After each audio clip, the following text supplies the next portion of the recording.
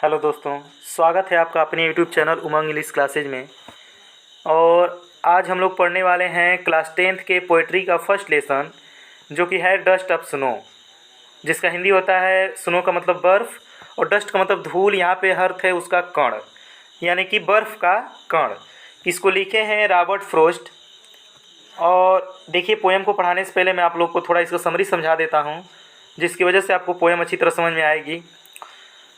ये पोएम जो है, जो रॉबर्ट फ्रॉस्ट लिखे हैं, वो इस पोएम के माध्यम से हमें यह संदेश देना चाहते हैं या यह बताना चाहते हैं कि हमारे जीवन में बहुत छोटी छोटी घटनाएं भी बड़े परिवर्तन कर देती हैं।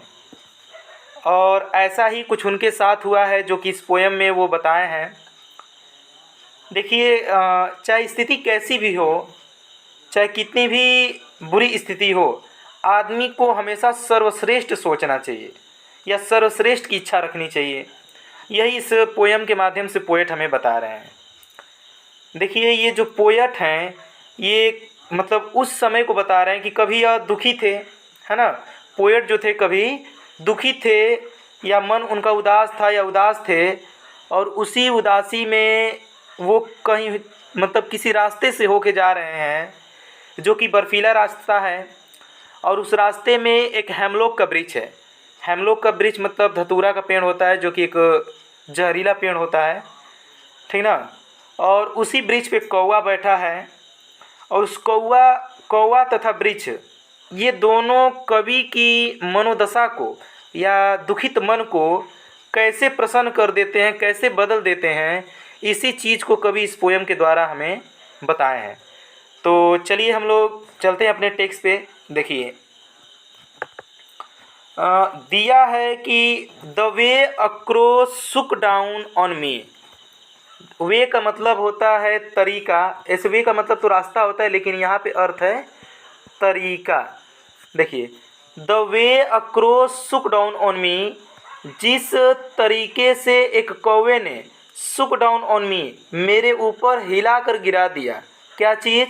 द डस्ट ऑफ स्नो, बर्फ़ के कण को, फ्राम ए हेमलॉक ट्री, एक हेमलॉक के वृक्ष से। देखिए, हेमलॉक का वृक्ष क्या होता है? वो इसी आकृति का होता है ना, इसी आकृति का होता है, जो इस पे कि वाइट फ्लावर्स होते हैं, और यह एक जहरीला पेड़ होता है, ठीक ना। तो ये बता रहे हैं कि मान लीजिए नीचे से पोएट होके गुजर रहे हैं, तो बता रहे हैं इस पे कौवा बैठा है। बता रहे कि जिस तरीके से कौवे ने हेमलॉक के वृक्ष को हिलाकर और बर्फ़ के टुकड़ों को मेरे ऊपर गिरा दिया, है ना, मेरे ऊपर गिरा दिया। अब आगे देखिए, कह रहा है कि has given my heart a change of mood, उसने मेरे हृदय को बदल दिया, अर्थात ए चेंज ऑफ मूड, मेरी मनोदशा को परिवर्तन कर दिया। मतलब कहने का ये है कि जो बर्फ़ के टुकड़े मेरे ऊपर गिरे, उसने मेरी मनोदशा को क्या कर दिया? बदल दिया। मैं पहले बहुत दुखी था, लेकिन अब मैं अपने आप को तरोताज़ा महसूस करने लगा, अर्थात मेरी मनोदशा बदल गई। कह रहे हैं कि उसने मेरी मनोदशा को बदल दिया। And saved some part of a day I had dread, and saved और बचा दिया, सम पार्ट कुछ भाग, ऑफ अ डे एक दिन का, आई हैड ड्रीड जो मैं दुखी होकर बिताने वाला था।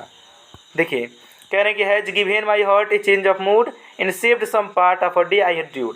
कह रहे हैं कि उसने मेरी मनोदशा को बदल दिया और मेरे दिन के कुछ भाग को बचा दिया, जो कि मैं दुखी होकर व्यतीत करने वाला था। उम्मीद करता हूँ कि आपको ये पोएम अच्छी तरह समझ में आई होगी, और फिर मिलते हैं हम लोग नेक्स्ट वीडियो में। इसका क्वेश्चन आंसर मैं आप लोग को नेक्स्ट वीडियो में बता दूंगा। Thanks for watching.